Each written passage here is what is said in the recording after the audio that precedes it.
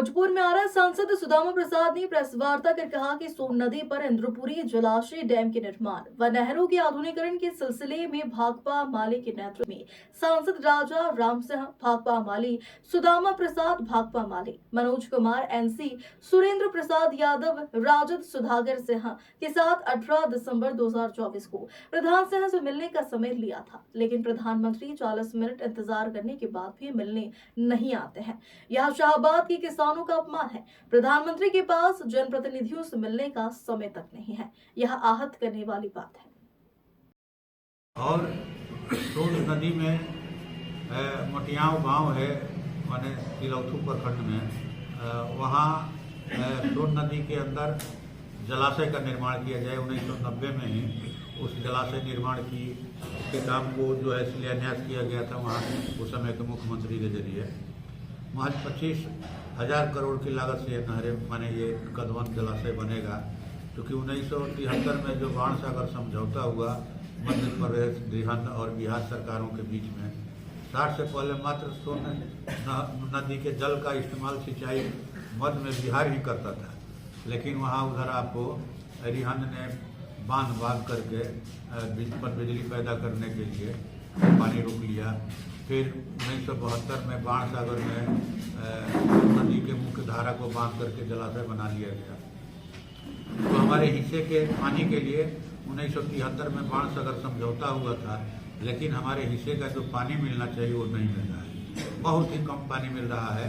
रोपनी के टाइम में तो पानी रहता ही नहीं, बल्कि कहिए कि कटनी में जब उधर पानी की जरूरत नहीं होती है, नहरों में पानी छोड़ा जाता है और नहरों से के टूटे हुए किनारों से पानी बह करके किसानों की एक पकी फसल को बर्बाद माने करता है। इसीलिए अगर जलाशय वहाँ बन जाए तो बरसात में भी जो सोन नदी का पानी जो उधर से छोड़ा जाता है, जिसको लेकर के कभी बाढ़ की स्थिति पैदा हो जाती है अचानक पानी छोड़ने से, जो जहाँ है वहीं पहुँच जाता है। तो जलाशय के निर्माण और नहरों के आधुनिकीकरण की मांग के लिए भोजपुर जिला से मैं था, कॉमरेड राजा राम सिंह जो काराकाट के माननीय विधायक हैं भाकपा माले से, फिर जो है सुधाकर सिंह, श्री सुधाकर सिंह जो माननीय विधायक हैं बक्सर जिला के, वो सांसद हैं वो थे। फिर इसके बाद सासाराम के सांसद मनोज कुमार, काराकाट के सांसद राजा राम सिंह, ये चारों लोग गए थे। हम लोग को बैठाया गया 4 घंटे 40 मिनट तक, और बाद में माननीय प्रधानमंत्री जी ने कहा कि उनके जो अंदर के कर्मी थे आकर बताए कि बोल रहे हैं कि आप लोग जाकर के सिंचाई मंत्री से मिलिए। तो माननीय प्रधानमंत्री जी के पास 1 मिनट का भी टाइम नहीं था हमारे लिए कि हम लोग की बात सुनते या फिर हमारा आवेदन लेते। ये पूरे मध्य बिहार के 8 जिलों के किसानों का सम्मान होता।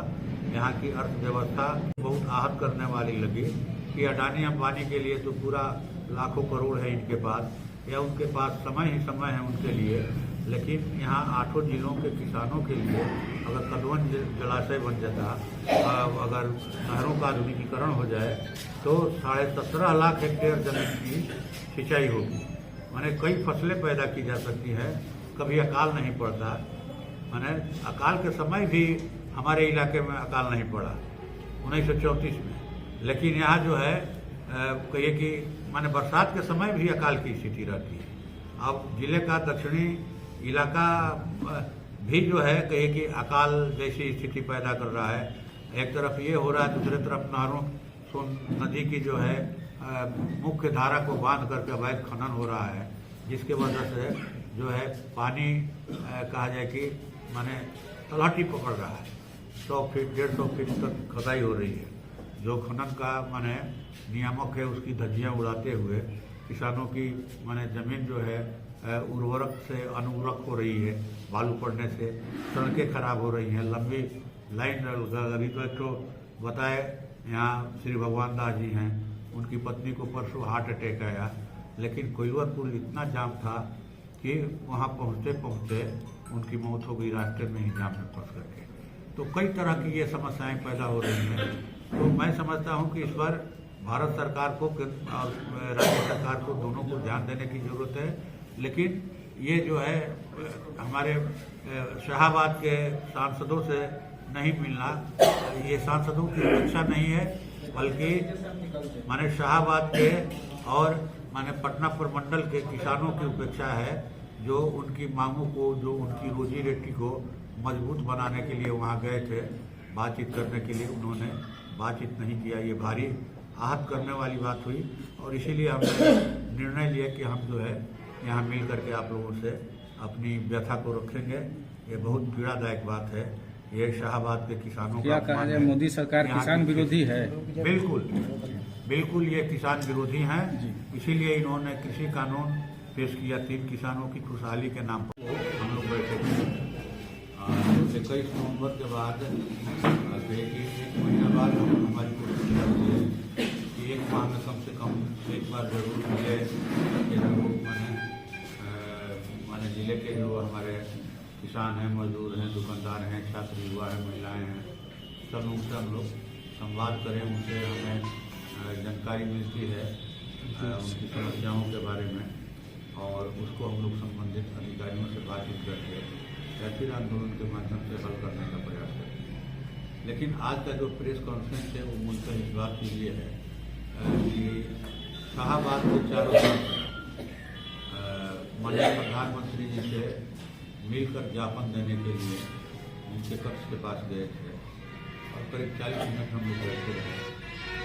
आवेदन था कि भाई जो सुनहरें हमारी 152 साल पुरानी हो गई हैं और जर्जर हैं, लख के फाटक खत्म हो गए हैं, आपको जो नई बहाली नहीं हो रही है, मेट पेट्रोल खत्म हो गए हैं, किनारे ढह ढिमला गए हैं, नहर की पेटी जो है वो सिल्ट से भर गई है और नहरें किसानों की सिंचाई जरूरतों को पूरा करने में अक्षम है।